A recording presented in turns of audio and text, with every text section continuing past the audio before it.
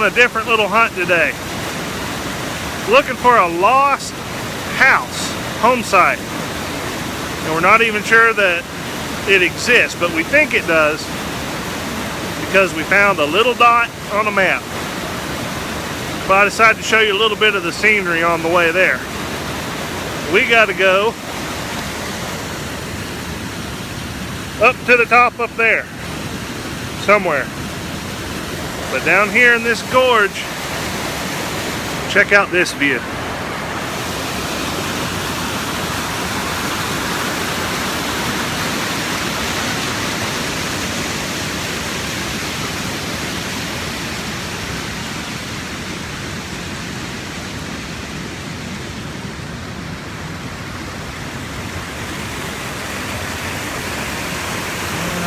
Well, I said we're going to be hunting today. That's because Red's going to be joining me a little bit later. Okay. Somewhere in this mess there's a road. Or the remains of a road.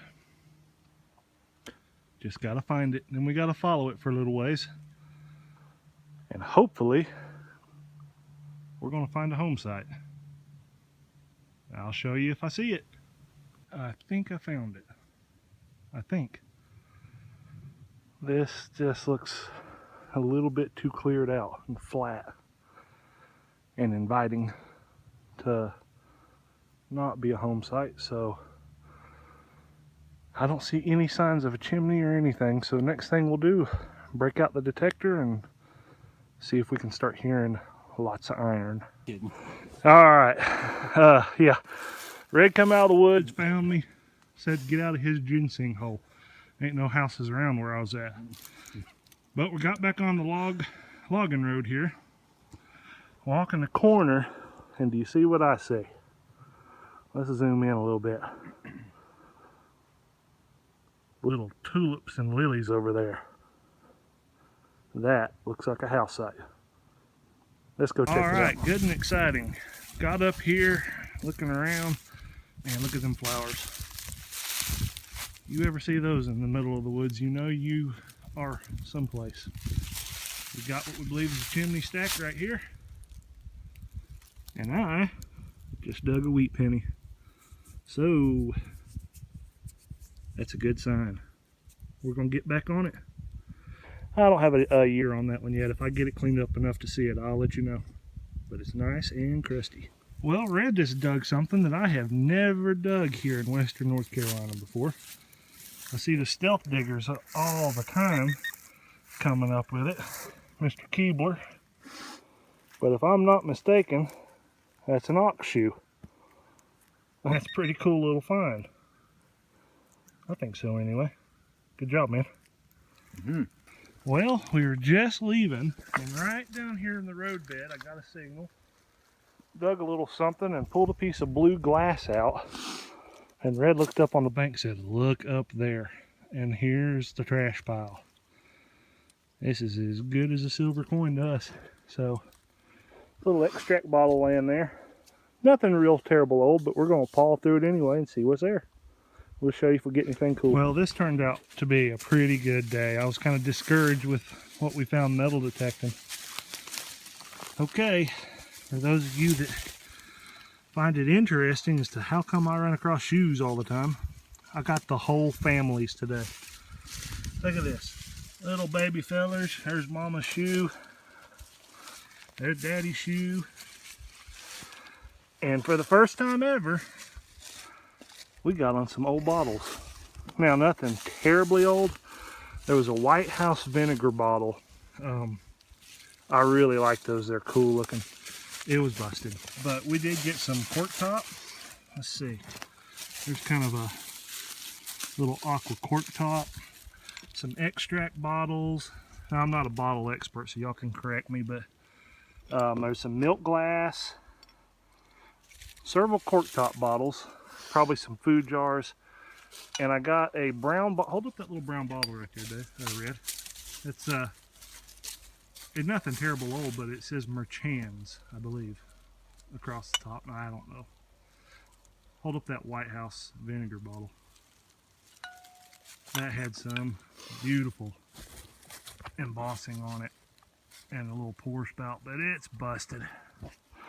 But we decided we're going to have to come back here, so we're going to clean up our mess and come back another day, and we're going to have a bottle dig video. But for now, this hunt is over. Thanks for watching. Alright, I got these bottles I brought home cleaned up, and they cleaned up pretty nice. Now, everything I think I've got here comes from probably the 30s. So hopefully we'll get on something a little bit older. That one's got a little bit of a crack right there at the bottom. This one I really love, and I don't know, shoe polish, I'm assuming, but got that great little aqua color. I really like that. This was pretty cool. Musterol. It says Cleveland. And I found an advertisement for this. This was one of those salves that kind of cured everything. But I found a neat old advertisement. I'll show you a picture of that. Just rub a little something on it. That's something I heard a lot growing up, and it came from a generation whose medicine cabinets was filled with this stuff. And last, this Marchand's, which was a hydrogen peroxide bottle. And it's a screw top, but it's in really good shape, no cracks. Now, I loved finding these things, but I gotta tell you guys what happened just this evening, and glad I waited to post this video a little bit later. I've been looking everywhere I go. I look for bottles. I've had no luck, but out of all the bottles that I could find, you guys know how I love history, and in particular history that is local history. Well, I married a pretty little old gal a few years back, and I knew her family once owned a dairy. So these milk bottles that all you guys dig, with all the embossing, I was hoping that they used embossed milk bottles at this dairy. Hadn't had any luck. Well, tonight I was at my father-in-law's house, and went down into a basement and was doing a little work on a doorknob, just sitting there talking to him, and I look up on the old block wall inside the basement, and I see a dirty, dusty old milk bottle, and I want to show you what it said. This is exactly the bottle that I've been looking for. It says Edwood Farm Dairy, Andrews, North Carolina. Now this thing was filthy. I picked it up off the wall, rubbed it, and I said, oh my gosh. So this is Ed Wood. This is family. This is the family I married into. So a really little neat piece of history for me to have. And so my father-in-law said, hey, take that with you. Not only that, he had another one, a larger variety. And these things are just gorgeous, not a chip on them. And then he went one further, and he pulled something else out of a shelf.